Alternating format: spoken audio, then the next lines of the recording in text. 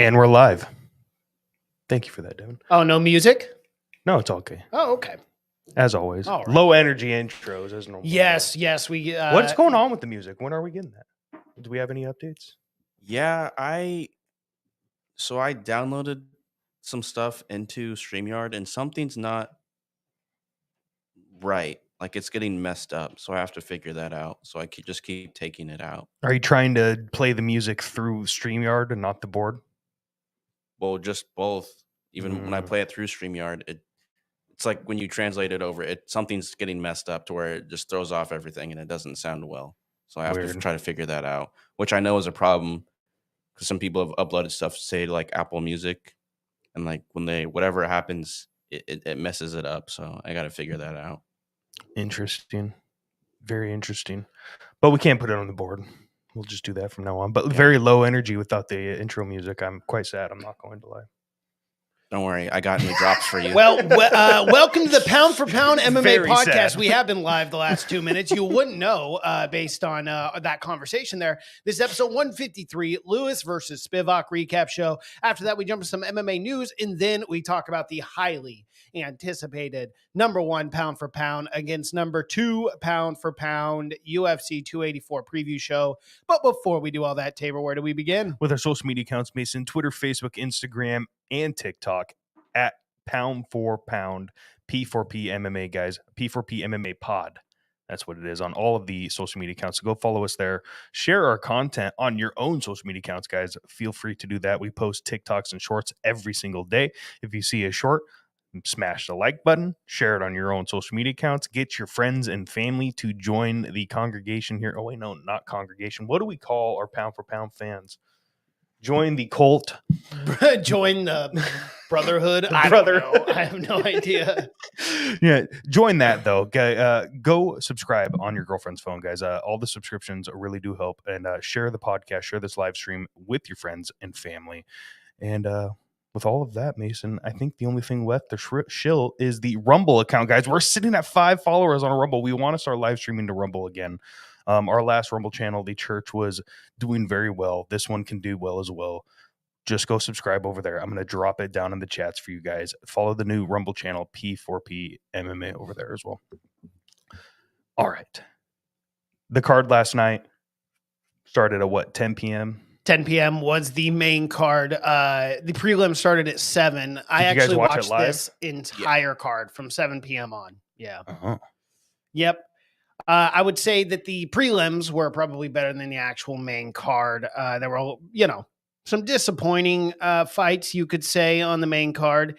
And I'll never bet on Kinoshita again. I'll tell you that much. That was abysmal performance.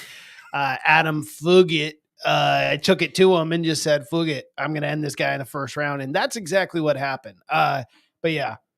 That was fun to see. Yeah. That was probably the most fun on the whole card. I'm not going to lie.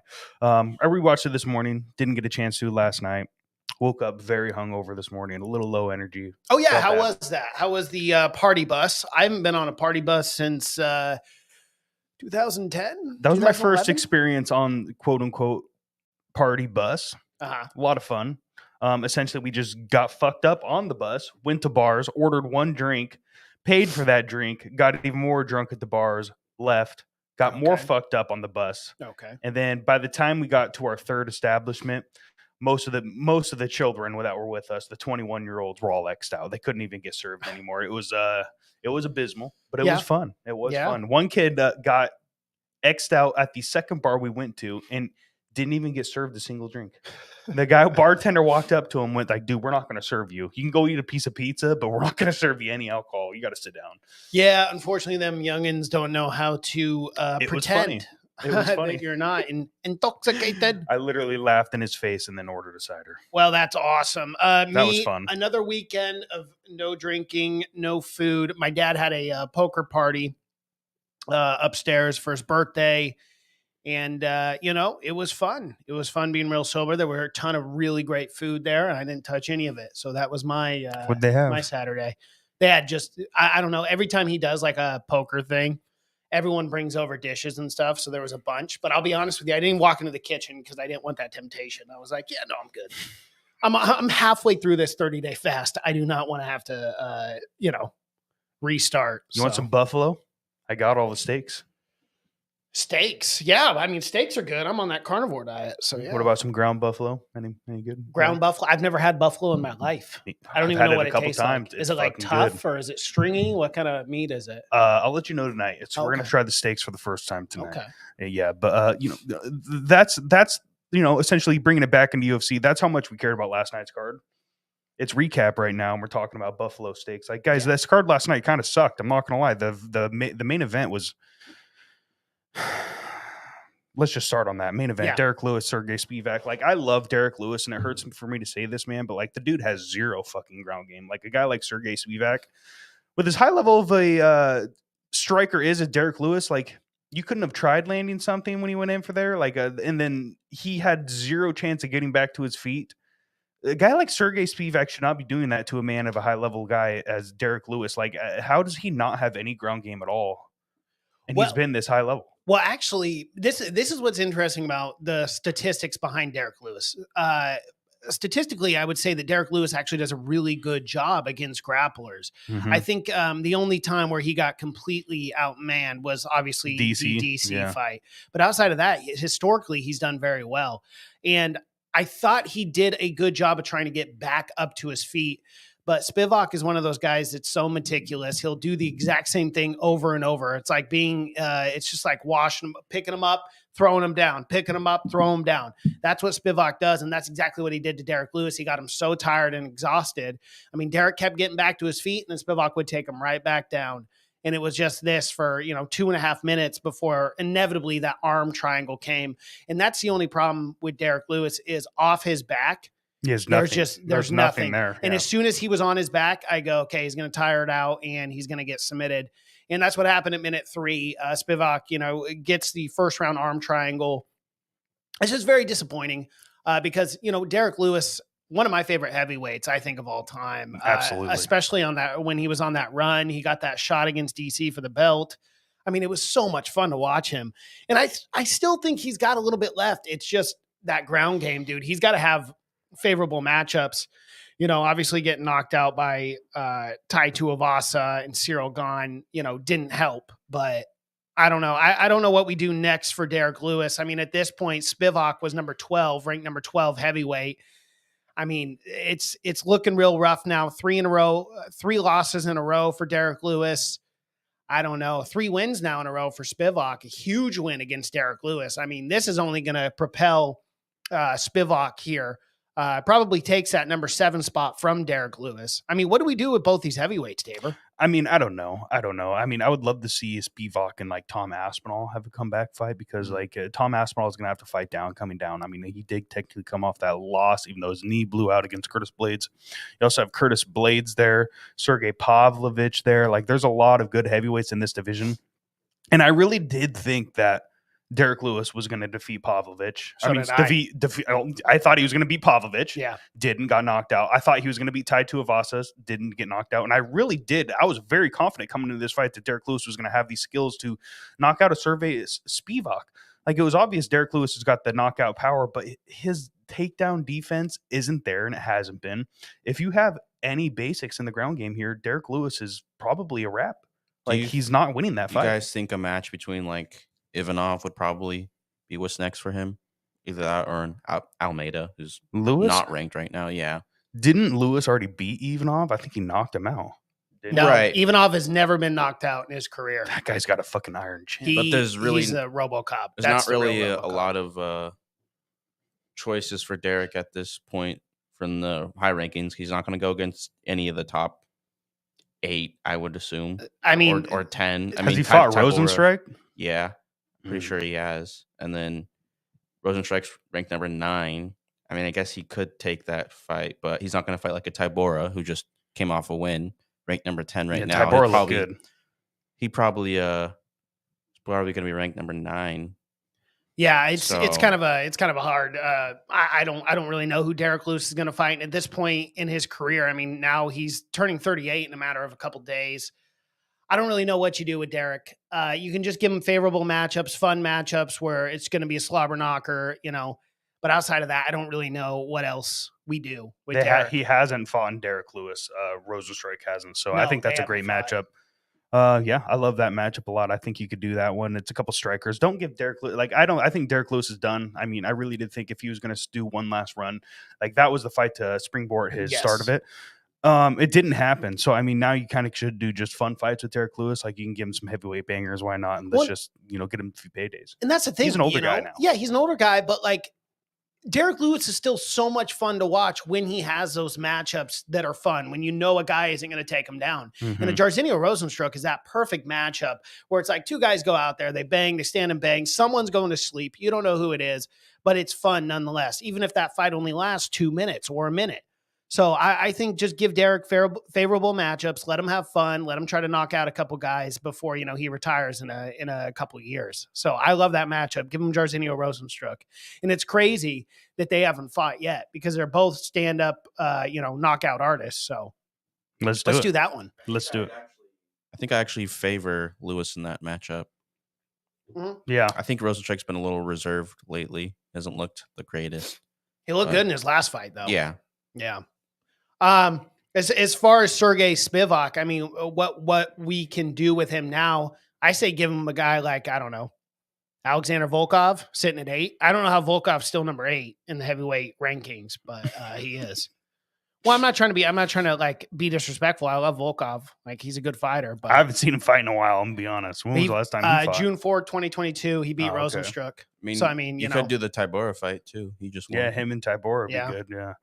I don't I actually know. thought Tybura lost that fight or lost. Really? We can get into that later. Yeah. I mean, Okay. that beating Lewis is a big deal. It really is. So I mean, if Spivac wanted to come back and get a massive fight, I mean, it's going to be someone like Tom Aspinall coming off that injury, and I would hate to be that guy that has to face Tom Aspinall coming off that injury because that guy is a fucking savage. I like this heavyweight division right now, man. Let's just see what happens. I don't know. I guess my heart is just out there for Lewis because I just love the guy so much. Like he's just an iconic fighter in my opinion. So it hurt me to watch him get ragdolled like that. It really did. Yeah, it was, you could say very, very rough. Yeah. And the Ant-Man channel is in the chats here. He said, Spivak did exactly what I thought he was going to do. Ragdoll Lewis and sub him in round 1. Well, there you go, man. You should have laid a prop bet on that. That would have been nice. That would have been a nice return for you. Joseph Bellotti in the chat says, gentlemen, do you think Derek Lewis has not been the same since his back surgery and his loss to Gone? Well, after his back surgery, I thought that was when he was actually fighting at some of his highest levels. Yeah. To be honest, I mean, he was getting good victories after that Ngannou win. And then all of a sudden, I think the Cyril Gane fight really changed. I think his fighting style, I think he realized like he can't go out there and just knock everybody out. Yeah. Tried to make a few changes and it just hasn't worked out so far. Yeah. It is what it is, guys. But so that's basically the breakdown of that heavyweight main event. Let's move on here to Da Woon Jung versus Devin Clark. Oh, let's do coins real quick. Oh, right. Yeah. I lost 6,000 church coin or octagon coins on that one main event. Put 5,000 on Lewis and 1,000 on Lewis for the KO. Yeah, I put 3,000 on Lewis for the win and then 1,000 on the KO. Lost both of those, so I lost 4,000 OC coins. All right, now co-main event Doan June and Devin Clark. 30-27 unanimous decision. Devin Clark looked phenomenal. This was a lot of clinch work. Devin Clark looked stronger in the clinch. Mm-hmm. He looked he looked like he had a wider base and it was a lot easier for him to get more leverage there. So it was a very successful fight for him and I thought that's how you're probably going to beat Jung. Yeah. Hold them up against the fence. And I'm very happy for Devin Clark because unfortunately in his career, I feel like he's got a real problem with focusing in these fights and he makes a lot of decisions that are questionable. And like he'll be winning a fight and he'll make a wrong decision, get taken down, get finished, get submitted, get finished. And it's just really nice for him to see that he cleaned up his game quite a bit. And he looked dominant in this fight, won all 3 rounds on all 3 judges' scorecards, coming in at a 2-1 dog at a plus 200. At least that's what the lines closed at. I know whatever OC coins are going to be different. That's fine. But yeah, no, he looked really good in this matchup. And I'm happy to see him back in the win column because I really do believe had he had lost this fight, you could have been looking at him potentially getting cut. Because before this fight, he was 7-7 in the UFC, and now, obviously a winning record. So shout out to Devin Clark. Good win. Yeah, shout out to you, my guy. I did not think he was going to win that fight, though. Jun had a lot of hype coming in behind this, and he was a huge betting favorite. And his record showed that he had the skills to beat Devin Clark, but Devin Clark rose above that. I put 500 coins on Jun. Didn't work out for me. There you go. I put 500 on Clark and got a return of 875 OC. All right, moving on to the next matchup, Marcin Tybura and Blagoy Ivanov. One judge gave it 30-27, 29-28 on the other two judges' scorecards. Blagoy, I'm really impressed with Blagoy. Even though I know he didn't get the victory, he was getting outstruck there. Tybura fought a fantastic fight, but Blagoy's hand speed is just so fucking good. And the guy's chin is phenomenal. Maybe I need to, sorry to cut you off. Oh, no worries. Sorry to cut you off. You thought that Tybura was striking better against Ivanov? I do. I thought it was kind of the opposite. Maybe I need to rewatch that fight, but it was very close. I think it was 29-28. I think I agree with Ivanov that won. But it's the fact that I guess Ivanov's strikes were way quicker and he had more. Yeah. And it seems like anytime Tybura would get in, he was having trouble finding his range. And when he did hit, it was pretty good. Like I think he got that uppercut in the second round or whatever. But up until the third round where he can just completely dominate it on the ground, I had Ivanov up at least one round. I thought it was 2-1 Ivanov just because Tybura was getting outstruck, it looked like to me. So I had the first round Ivanov just barely, and then I had Tybura rounds 2 and 3. That's how it shook out on my scorecard. I thought Tybura definitely won the second round. I thought he landed more significant strikes, landed the cleaner shots too. Ivanov was throwing, but not as much as Tybura, and I felt like Tybura was evading some of those bigger shots from Blagoy. But yeah, I mean, this was actually a great fight. This is exactly how I thought it was going to go down too, because Blagoy Ivanov is impossible to finish. You cannot finish this man. You cannot submit him. You cannot knock him out. They can't even TKO him. I mean, this guy is tougher than hell. But that's what happens when you come an inch from death, when you get stabbed in the sternum like 70 times. Your body says, no, I am not going to sleep. It's impossible because I might never wake up. We got to Google that.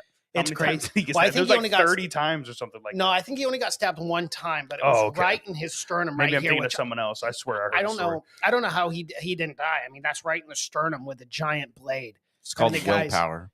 Yeah, exactly. Because like it's wild. But he looked up at the pearly gates and he said, "Nah, not yet, not today."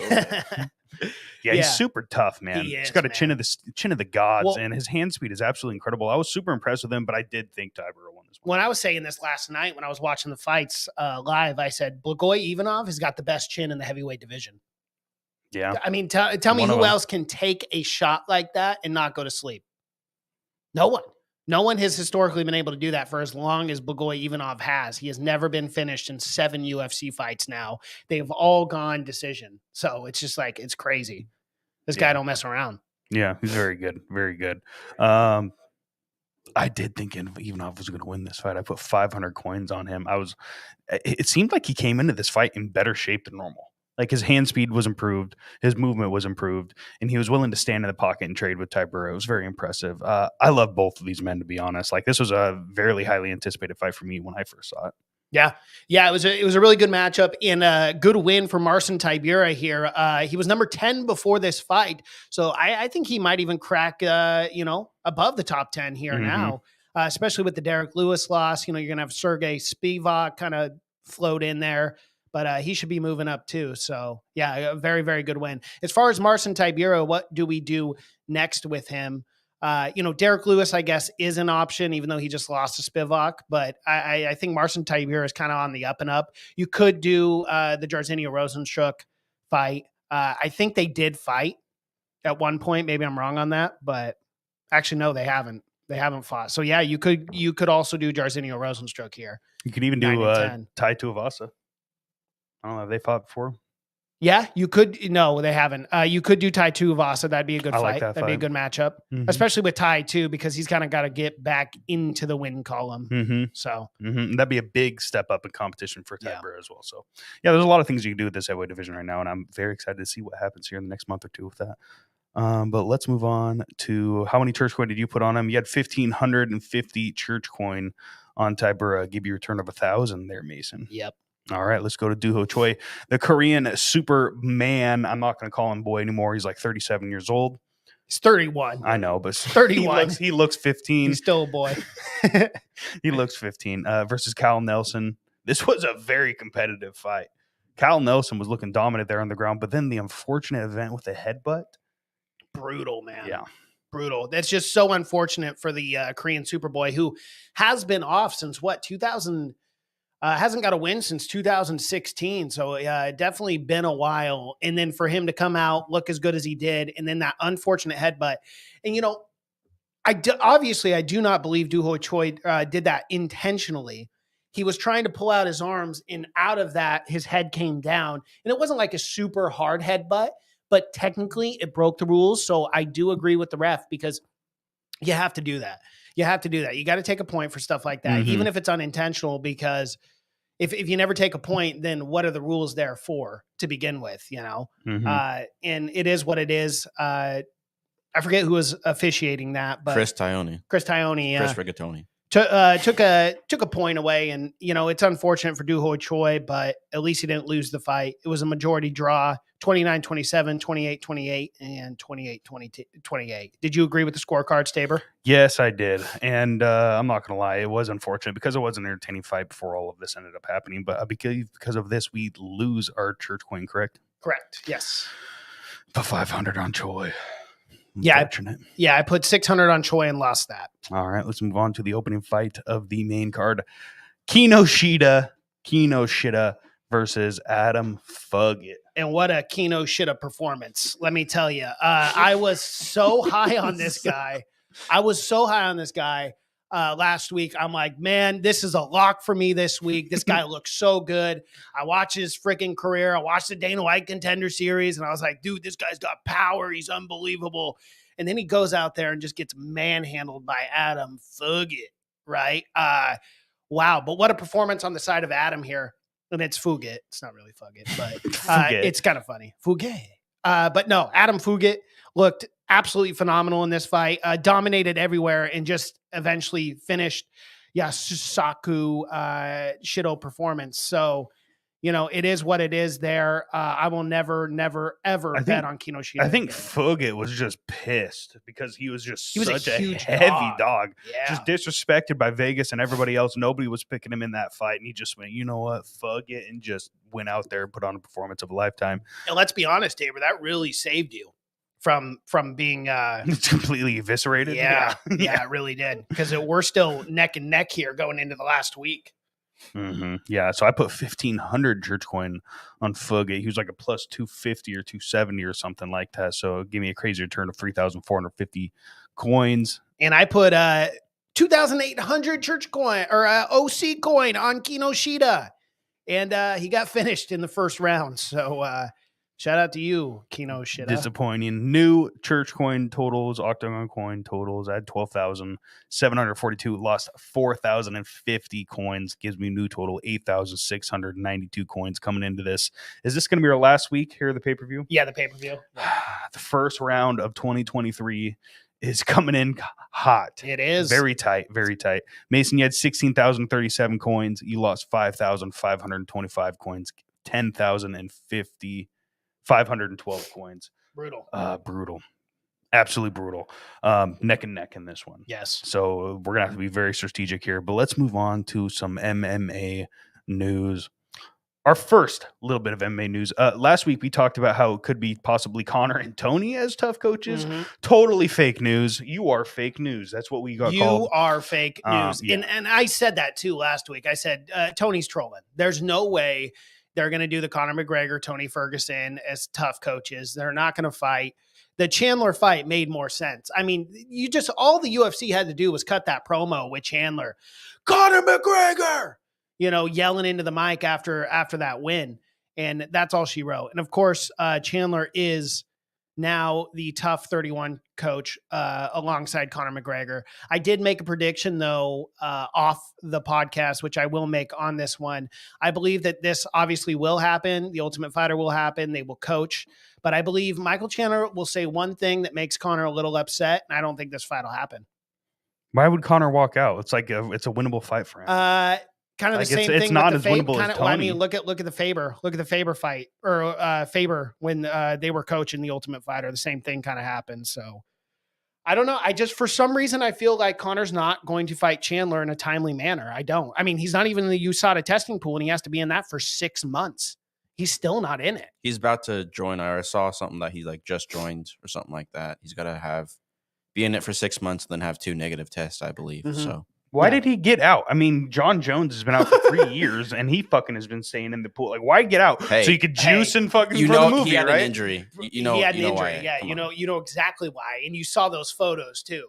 I mean, that's the best way to recover from an injury like that is to put Use some all shit. that. Yeah, of course. 100%. Yeah, but how And many he's the one picograms guy- is he gonna fucking have? Is this gonna be a John Jones Just situation? gotta go down to Is it- Venezuela, man. No, and get so them stem cells. Here's man. the thing. I mean, when you're worth $250 million, you can hire scientists, you can hire these people to literally test you just as well as USADA. I mean, that's exactly what Conor's doing here, which I'm fine with because I want to see Conor back in the octagon. You know, a lot of people like my brother last night was like, man, you hate Conor. I was like, no, I don't hate Conor. I don't like some of his antics, but he's awesome for the sport. I mean, he's brought so many new eyeballs, and I respect and appreciate everything Conor has done. But that doesn't mean I got to pick him every time. And you know, it is what it is. But I'm very, very excited to see Conor back in the octagon. I think it's great for the sport. It's a morale boost for everyone. And to have a competitor like Michael Chandler fight him, I mean, I'm ecstatic for this matchup.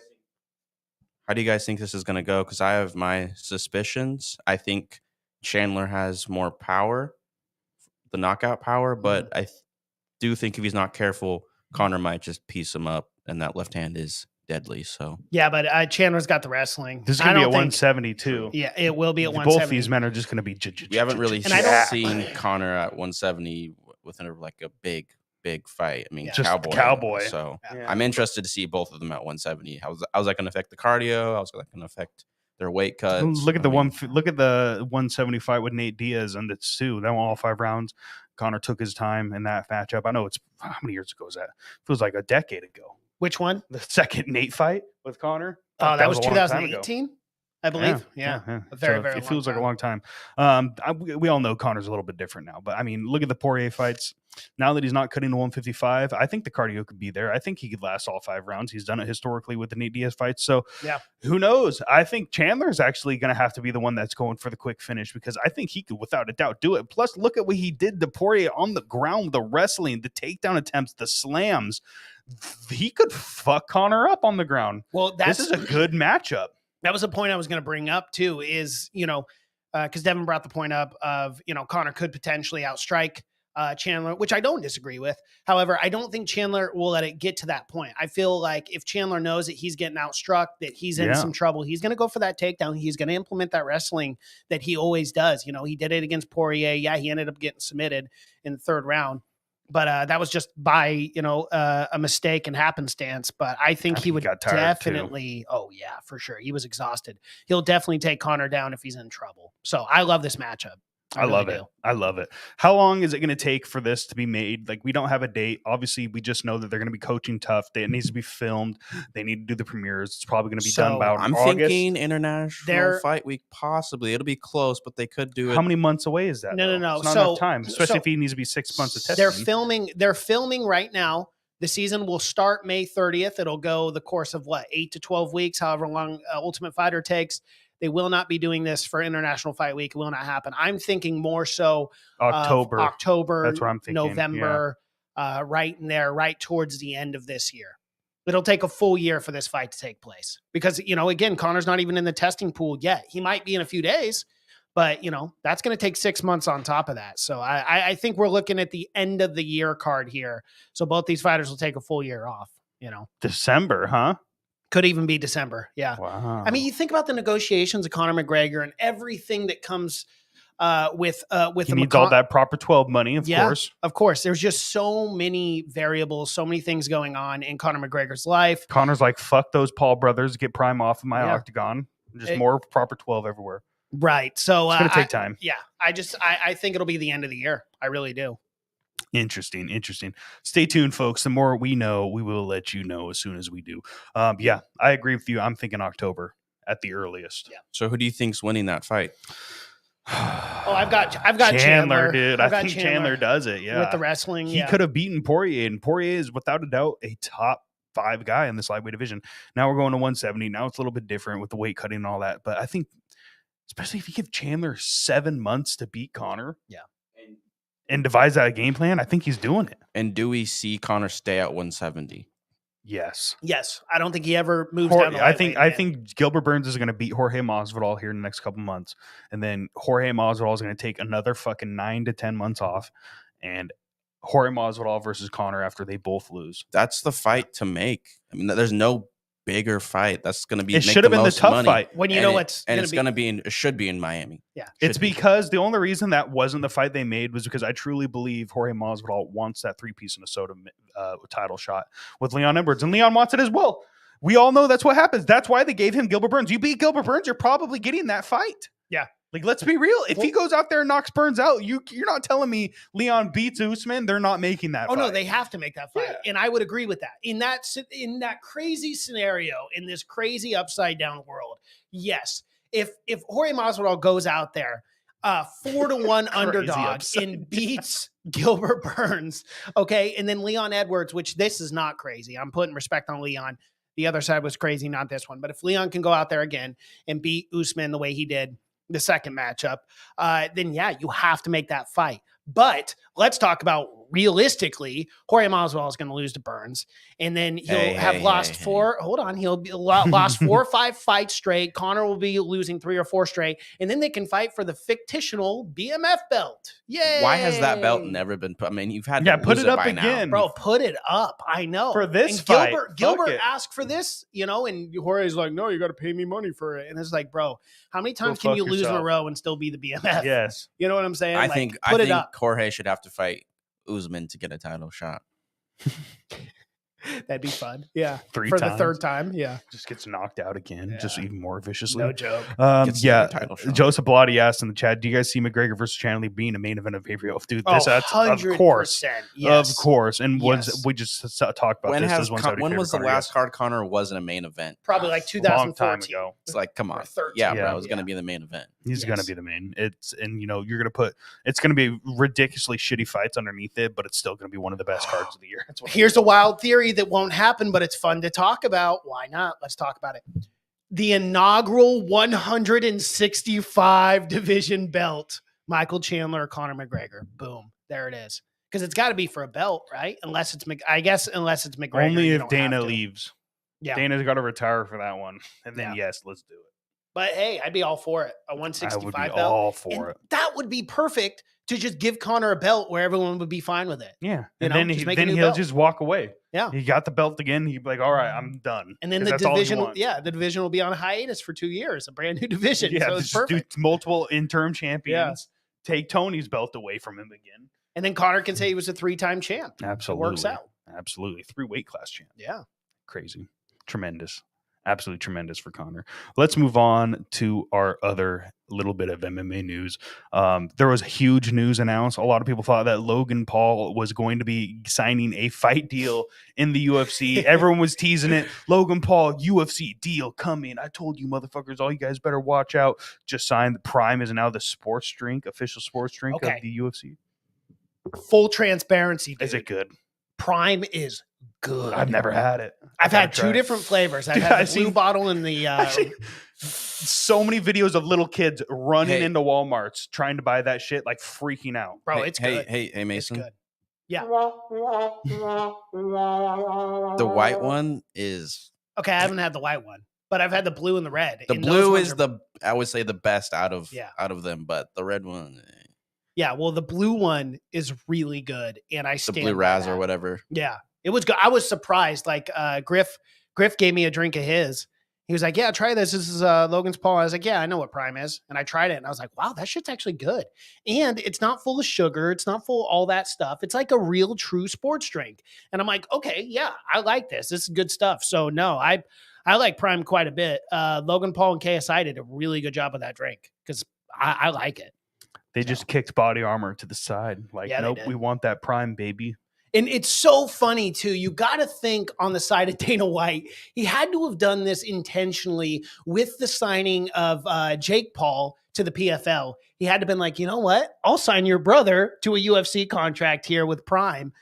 So I thought that was hilarious. Let's do a Prime Championship belt where it's just like Connor versus Logan Paul boxing in the MMA cage, no takedowns with small gloves. Fuck it. I think Logan messed up because why not try to get a deal with Amazon, who's doing like these jiu-jitsu fights and these Muay Thai fights? Amazon Prime drink. Yeah. Amazon's doing fights?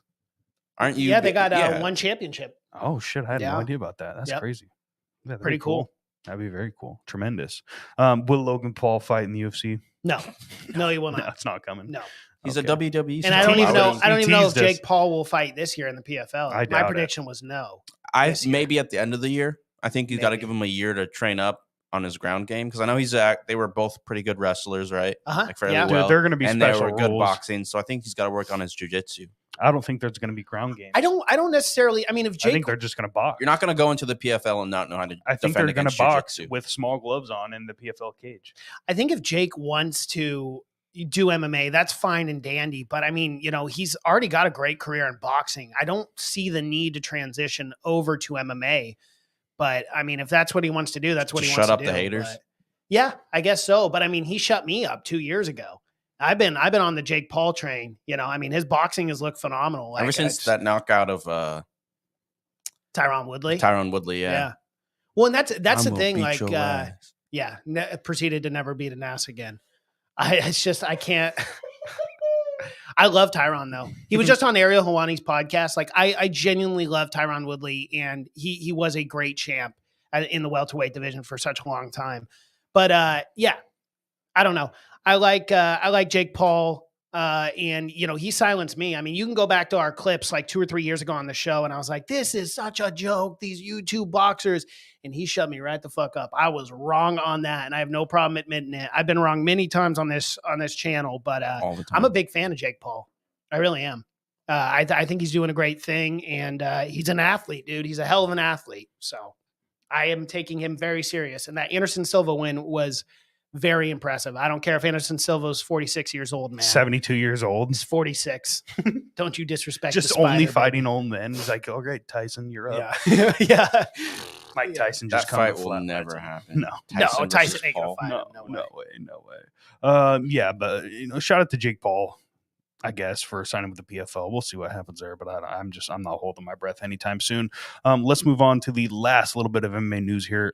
So Fedor Emelianenko fought in Bellator last night. It was his retirement fight. A title fight versus Ryan Bader ended very, very quickly. I didn't even watch it. I don't care how he won. I knew it was going to happen. I know that's a wee bit disrespectful of me, but Fedor is a legend. Hey, shout out Fedor. He did retire. Shout out Fedor. Shout out Fedor. Legendary. Legendary fights, man. For 10 years in the heavyweight division, not in the UFC, obviously, but in other organizations, the man wasn't even knocked down. Yeah. I mean, you're talking about one of the best heavyweights to ever do it in the sport. And I love how Dana White, on the day that Fedor retires, he in the post-fight press conference was like, yeah, I've never thought he was the best heavyweight of all time. I'm like, bro, come on his retirement day, you're going to come out and say that? It's crazy. Dana But some might be a little salty. Yeah, he's a little salty. Well, and he literally said, the guy never came over to the UFC. We never signed him. I know. It's crazy. But yeah, shout out to Fedor. What a career. Wish it would have ended sooner for your health and just for how old you were. But man, fun stuff watching you back in the day. Absolutely tremendous. Let's move on to the preview show. Let's do it. UFC 284 super fight, main event of the evening, Islam Makhachev and Alexander Volkanovski for the lightweight championship of the world. How do you guys feel about these lines? The line? It's exactly what I thought it was going to be. Yeah, minus 380. I love to a plus 300 Volkanovski. Are you shitting me? I love this line for Volk. And I'm going to go. I didn't last, but this week I am going to go place a little bet on Volkanovski at a 3-1 dog. You are talking about the pound for pound best fighter in the UFC fighting number 2 pound for pound best fighter in the UFC. Islam Makhachev 23-1, Alexander Volkanovski 25-1. This is the truest super fight that has ever taken place in the UFC, period, bar none, end of discussion. You got to do something special. What are we going to do? Smash burgers. Well, we got to watch his carnivore. We could just do meat steaks. I could eat could do like steaks. just meat. Yeah. Okay, but I we'll can't. try to find I can't do anything. try to find else. a tomahawk. I'm more than I'll be Oh, more than yeah. halfway done with this fast, and I'm not going to break it and then have to restart again. So, but yeah, no, absolutely. I am so excited for this fight, and you know what? I do agree with Alexander Volkanovski or Islam. It was one of the two that came out and said that. Where's the promotion by the UFC on this fight? I have seen literally nothing for this fight. And you were talking about a true undeniable pound for pound 1 versus pound for pound 2. And I don't see any advertisement. I don't see any promotion for this. I mean, I know the fight sells itself, but not to the casuals. They don't know these two as well as like a Conor or a Jorge or a Nate Diaz. Question, is it because it's like Australian media blowing up way more over there than it is promoting maybe, and we just don't see that? But I mean, we should see it here because where most of the fan base is. Mm-hmm. But I have to agree that the promotion is very, very whack. There's only like the non-casuals, the non-disrespectful way, are promoting this, saying how great of a. I mean, I don't know why they wouldn't push this more. I feel like they're pushing the Jones versus Gane more than this, which makes sense. It's John Jones. I get it. I think the UFC historically has done stuff like that. Like some of the greatest fights in MMA history weren't promoted the way it should have been compared to some of the others. I think why they're doing this, though, and you bring up an interesting point there, Devin, Australia, they're going to blow up. And I think the UFC is banking on the fact that Australia is going to buy this pay-per-view out the ass, and Russia and Dagestan and all these places are going to buy a lot of the pay-per-views. And they're probably banking on that more than they are the American audience, probably looking at the analytics and whatnot and saying, this probably won't do as well here in the States as it will over in Australia. Because, I mean, think about how many pay-per-views are going to be sold just in Australia. Probably a 250,000. I understand maybe why they don't promote Dagestan as much. I mean, I guess some casuals, not all, some are tired of seeing the Dagestani just supremacy and the way that they fight. But I feel like Islam is a good mix. He's a striker, so he's not just, bear hugging or whatever they say. So he's a good, mix there. So it is entertaining to watch. I'm interested, so I get that. But on Volk's side, I mean, he's not a super shit talker, but he's just, he talks some shit sometimes, but he's just all around a good fighter, good champion. I don't understand why he doesn't get the attention he deserves. It's kind of like maybe like a DJ, but he doesn't get the praise he deserves. I mean, he's literally pound for pound #1 right now, and just doesn't get the praise he deserves. So I think it's a similar situation. I don't know if that is fault on the casuals or what's going on, but the UFC definitely could promote this more. I mean, they're going to have a hell of a week promoting all this. Well, it's up to the promoter to sell this to the casuals. Like, are casuals talking about this fight like Devin's saying? I don't think so. No. We have been asking this since it's been announced. This fight has been fucking asked. We're waiting for this. One of our most anticipated fights of this year is this fight right here. And I just feel like, again, no promotion, no hype. There's nothing behind this card. And it's a fantastic card from top to bottom. I mean, even look at the co-main event here. Yair Rodriguez versus Josh Emmett. I mean, that's a phenomenal co-main. And that's kind of like a #1 contender fight, at least in my opinion, in the featherweight division. So very, very strange move here. But hey, it is what it is. Like maybe they're seeing something we're not. But let's talk about the actual fight here. So Islam Makhachev coming in at a -380 favorite to a +300. In what scenario, in what world does the pound for pound best fighter in the UFC come in at a 3-1 dog? That is crazy. I don't think we'll ever see that again. And I'm telling you right now, even if you think Islam Makhachev is going to win this fight, which you can make the case for, and I wouldn't disagree with you on the side of that either, but at a +300 for the pound for pound, man, you gotta as a bettor, you gotta like these odds for Volk.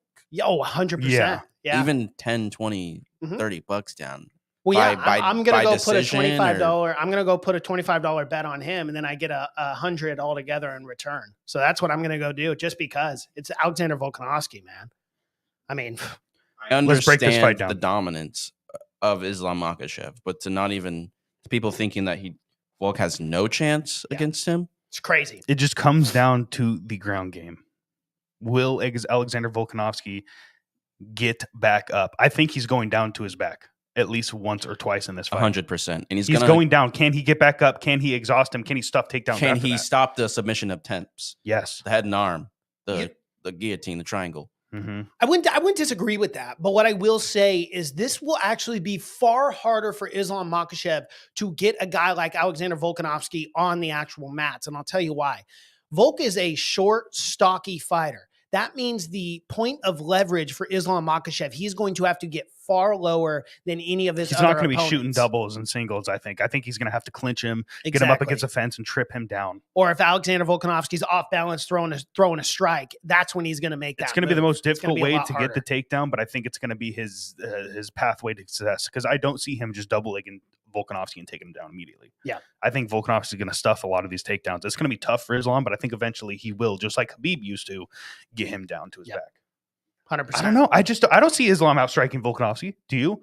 It's going to have to be on the feet at some point. It starts on the feet every single time. Islam isn't just going to double leg him right off the bat. I think he is. You think so? You think he's just going to attack him like Ben Askren? I think he's that confident. Yeah. I think he's going to go straight for the legs and get him down and try to get him out of there as quick as possible. I think there's going to be some punches thrown. Oh, there will be punches thrown. There's going to be some punches thrown. I like Volkanovski in this matchup, especially on the feet. I mean, if it goes to the mats, of course, we're taking Islam all day. Islam has the death squeeze. It'll literally put Charles out in like 5 seconds.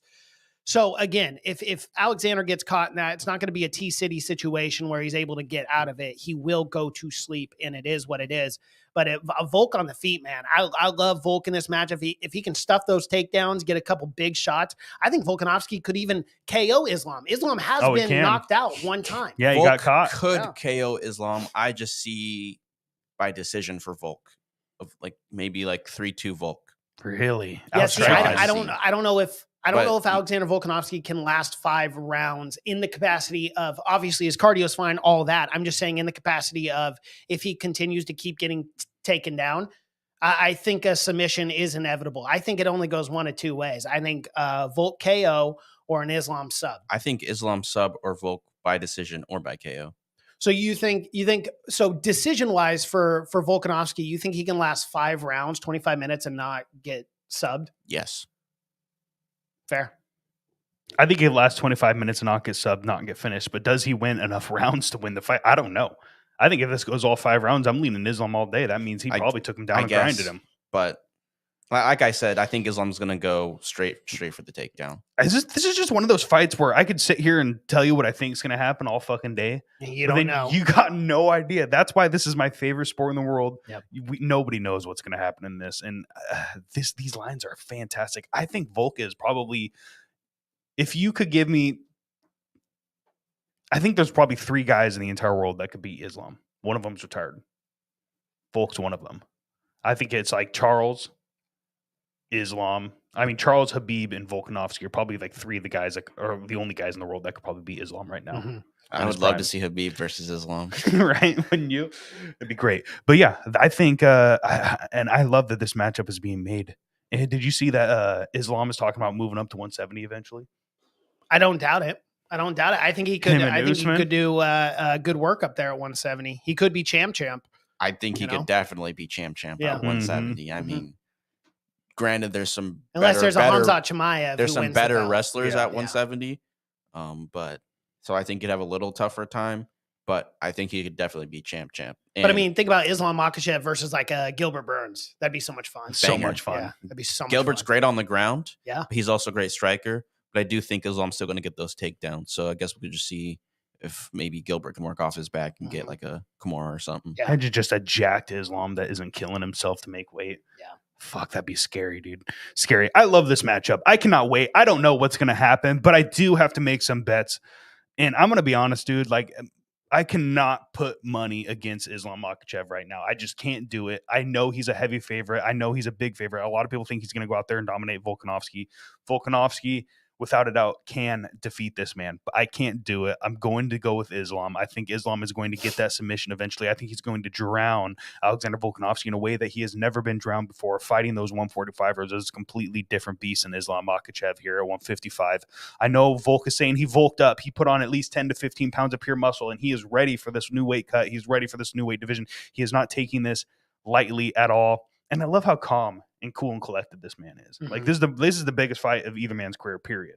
Yeah. It is right now. And he's just chill as fuck heading into this. And I love that in Volkanovski. His confidence is absolute. I cannot wait to see what happens in this fight. But I'm going to put 2,500 coins on Islam Makhachev here. My prop bet, I think Islam gets a sub. Okay. It could go decision. I was going to say unanimous decision at first for Islam, but now I'm going to say submission, and I'm going to go all in on that. So whatever I have left after all my bets. All right. Yeah. For me, how you said for Islam Makhachev that you can't bet against him, I can't bet against Alexander Volkanovski.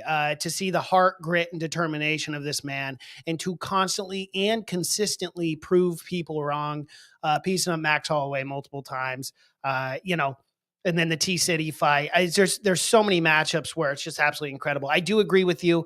There could not be a harder fight for you to move up the lightweight, move up a division than to fight the number 2 pound for pound fighter in the world, Islam Makhachev. But I can't bet against Alexander Volkanovski, especially coming in at a 3-1 dog. So I am going Alexander Volkanovski. I think he's going to shock the world and become the true undisputed champ. I'm putting 3,000 on Volk, and then 300 on the Volk KO. I think he's going to. I think it's going to be a 3rd round knockout. Incredible. That'd be absolutely tremendous. What happens then? Does Islam get an immediate rematch? Does Volk fight Charles? Does Volk have to fight the winner of this co-main event coming in? I just don't know. There's so many possibilities with either one of these men winning, and I can't wait to see. There definitely are.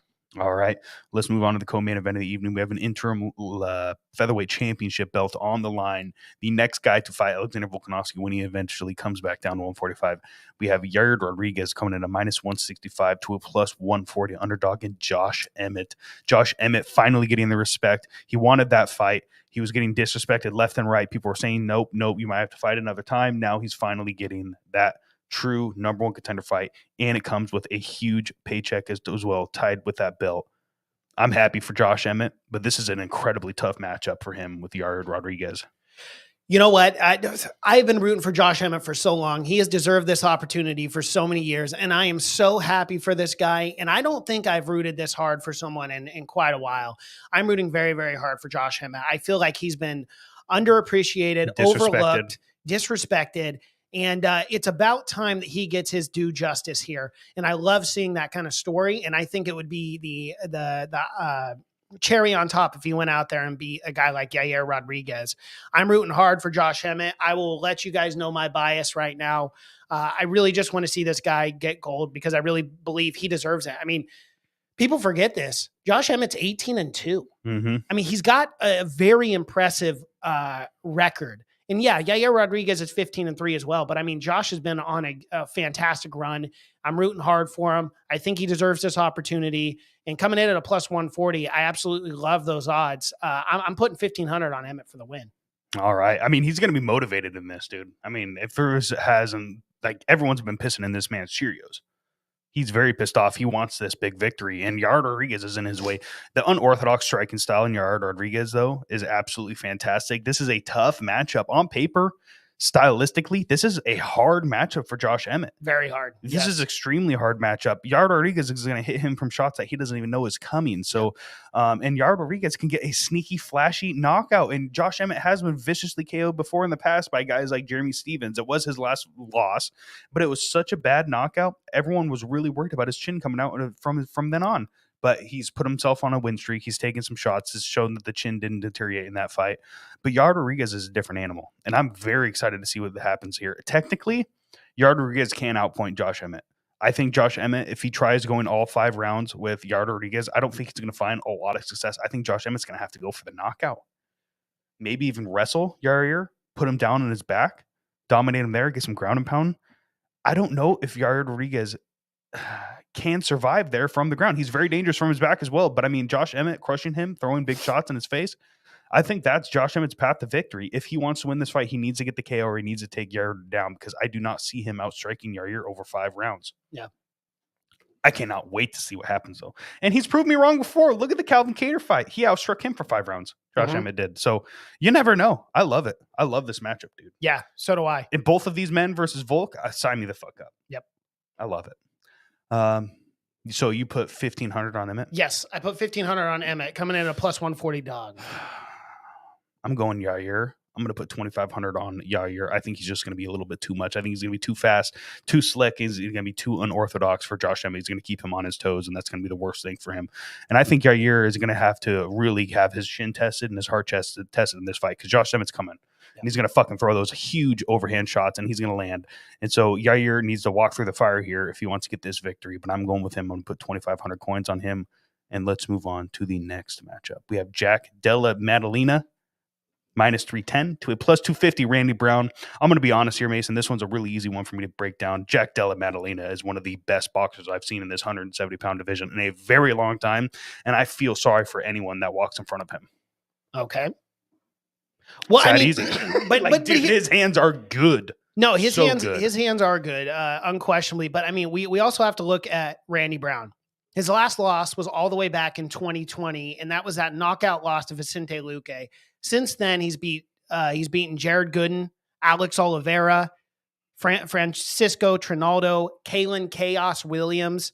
I mean, he's on a very, very impressive win streak, and I really do like this matchup here. I think Randy Brown stylistically is more.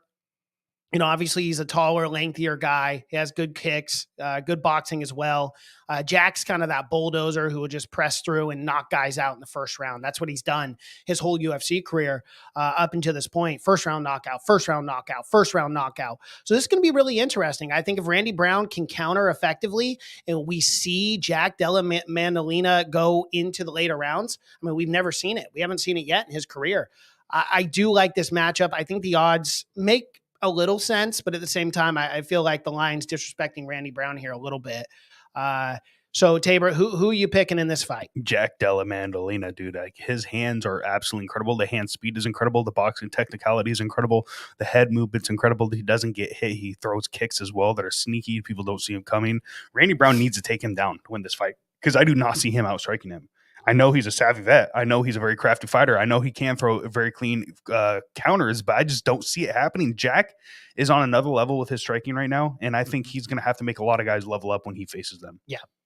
Yeah, I would agree with that. I'm going to go with the Jamaican here, though. I'm going to go with Randy Brown at a plus 250. I like it. So I'm going to put 310 OC coins on Randy Brown for the win. All right, I'm going to put 500 OC coin on Jack Della Maddalena. Let's move on to the next matchup. We have Justin Toff at a minus 140 to a plus 120.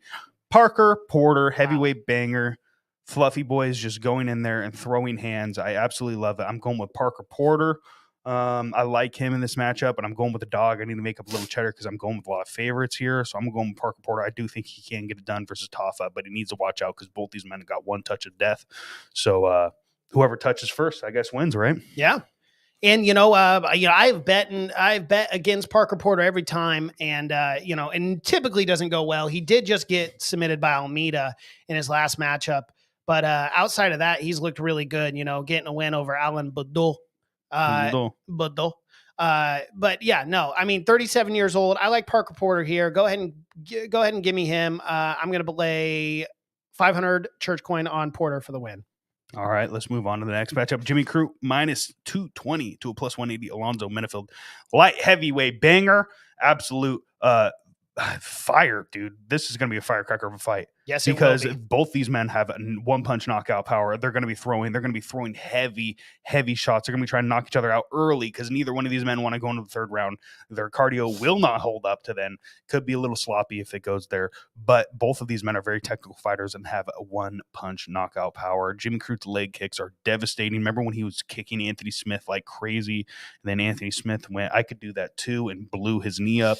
Yeah, it was unfortunate for him. So this is his first fight back from that fight, I believe, correct? No, he got knocked out by Jamal Hill in 48 seconds. Oh, that's right. Yeah. I forgot about that. That was December of 2021. That was his last fight. Damn, he took a whole year off. Yeah. Good for him. Yep. Good for him. As he should. He's a young guy. He had a lot of hype coming in. He made his way into this top 15 very, very fast in this light heavyweight division. So he's this is a great 26 fight. years old, too. Oh, yeah. He's very young. This is a great fight for both of these men. Alonzo Menifield's looking like a fucking savage, though, dude. Not only is this guy jacked to the gills, didn't he get a knockout in his last fight? No, yes, he did. Yeah, he knocked out Misha Serkinov. That's right. That was a very impressive knockout victory there. So I think one of these men are going to sleep. Asterisk this fight, guys. Could be knockout of the night. It could be absolutely fantastic. So really pay attention here. Who are you taking in this one? You know, I like Jimmy Crute, man. I like him coming back, on a 2-fight losing streak. But it is what it is, a blown out knee. And then, he lost to the undisputed light heavyweight champion of the world, Jamal Hill. Give me Jimmy Crute. I like him at 12-3 here at a -210 favorite. I'm going to go ahead and put 660 OCs on Jimmy Crute here. All right, let's go. I'm going to take Metafield. Okay. Yeah, I'm going to go opposite of you. I'm going to take the dog. I'll put 250 go. on him. Let's move on to the prelim main event. Tyson Pedro, -270 to a +220. I like this matchup. Bukkake. Yeah. I love me some Bukkake, dude. This guy is fucking fantastic. And Tyson Pedro's hands are absolutely incredible. The hand speed's there. The head movement's there. His boxing is fantastic. His kicks are great as well. He's a great kickboxer. I think someone's going to sleep in this matchup, too. This could be a couple knockouts in a row, dude. It's Tyson Pedro. So someone's going to sleep, and it's probably Tyson Pedro's opponent. Yeah, in his last two matchups, a KO in the first round against Ike Villanueva, and then another KO in the first minute of the fight against Harry Hunsucker. This is going to be a barn burner right here. Asterisk this fight because, yes, someone is going to sleep. And you got Bukkake coming off a loss against Khalil Roundtree, that second round KO. I think this could be real, real bad for Bukkake as he's on a 2-fight losing streak. Yeah, he needs to be careful because Pedro's got one touch of death. Dude. He does. He'll just fucking flatline dudes. So Bukkake is a heavy, heavy dog here. I'm going to take him. I'm going to go 250 on Bukkake. I do think Pedro is going to go out there and get the quick knockout, but I need to make up some cheddar, so I'm going to have to go with some dogs, and I'm going to be rooting for the Bukkake, okay? All right. Yeah, I'm actually going to go all in on Pedro, whatever I have left. Damn. So, okay. Yep. Parlay time, Mason. Oh, shit. So I didn't even think about a parlay so far. Yeah. Islam? God, I don't want to put that fucking fight in my parlay. I really want to stay away from that. I forgot to make a parlay. And the problem is like this parlay, like all of these fights, I'm like, man, I don't know if I want to make a parlay at all. Yeah. There's just too many of these fights that could go either way. I'm going to do all 6 fights in my parlay. Whoa. Going big. Powerful. I need to win this week. I'm like 5 or 6 or 7 time defending Church Coin champion. I need to win this new belt, baby. That's all me. So I'm going to go Islam, Yair. I'm going to go all my picks. Fuck it. Every single one of my picks, 1,000 Church Coin. All right. So I am going to do a 2-fight parlay. I'm going to go Pedro and Crute. I'm going to go 1,000 OC on this. Okay, I'm changing my mind. I can't do it. 6 fights is too many. I'm going to do 3. I'll do the top 3. I'm going to go Islam, Yair, Della. So 3 heavy favorites in that parlay. It's probably not going to be a big return, but I do think it's going to hit. So do that. All righty. So what are the plans for this weekend? Obviously, we're going live for this. Yes, we are doing a fight companion for this, unquestionably. But as far as the plan, I mean, the plan is, Stan, we're going to come in, do a fight companion. It's going to be a good time. Cash Krause has already confirmed he's going to be on, so there we go. I think Tanner as well, Dreyer, is going to be on. So, yeah, we got a full table. Beautiful. Absolutely tremendous. Guys, stay tuned for that. We will be live Saturday. Probably going to have a couple prelim fights in that main live stream as well. Yeah. So come and hang out. The wheel will be there. The super chats are back. Super chat wheel spins will be on deck. Going to be a lot of fun. Go there. Also, guys, go to our Rumble. We need 25 subscribers over there to be able to live stream. I'm going to drop the link in the description. I already put it down in the chats, but I'm going to be putting it in the description in the chats once more. Go subscribe to that, guys. 25 subscribers. Let us live stream. Go hit us up there. TikTok as well, guys. We want to go live on TikTok. We have a sitting, I believe, at 319 followers on TikTok. We need 1,000 to go live on TikTok. Yeah. It would be so huge if we could go live on TikTok, guys. So please go over there and follow us. That's huge. Okay, we're posting a shorts, guys. So this last week, we actually did pretty good. Yeah, we did. Put a short up every single day, sometimes 2 a day. Go share those on your social media accounts, guys. Those are also going on part of TikTok. Share those. Stitch those. Duet them. Do whatever the fuck you want. It's all cool. Use it. Sharing is caring, guys. Okay? We need your help. 10,000 subscribers this year. It's happening. Okay? Whether you guys like it or not. You could try as much as you want to smash that dislike button, but it isn't going to work. I think it was. We're going to rise above it. I think it works. I think YouTube fixed it. It does work, yes. Yeah. The dislike button, it actually pushes your shit down. Why don't you go ahead and go to our Discord at P4P MMA Pod, please? Yes, that as well. Eventually, we will have a description for everything in our show notes. I just keep forgetting to do that every week, so I'll do it this week. Eventually. You're fired. Okay. He's his own boss. He can't That's fire. fine. He's unfireable. I could fire myself, technically. I'm fired. All right. You heard it here first, guys. Mason's gone off the podcast. No, guys. So also audio only platforms. Okay. Pound for pound MMA. Obviously, Spotify, Apple Music, Stitcher, all of the audio only platforms, guys. Go give us 5-star ratings over there. That's something we never shill. That really helps us push us up. Okay. We can get in the new and trending. You can push us up in the algorithm over there. Okay. We're actually getting more and more audio only listeners, which is really, really impressive to me because we have been sticking there. Like, we're really into this YouTube stuff, guys. We get most of our views there, but I really want to see the audio only side grow as well. So share those on your social media accounts as well if you can. 100%. All right. I think that's it. Yes, it is. Bye. See you guys later.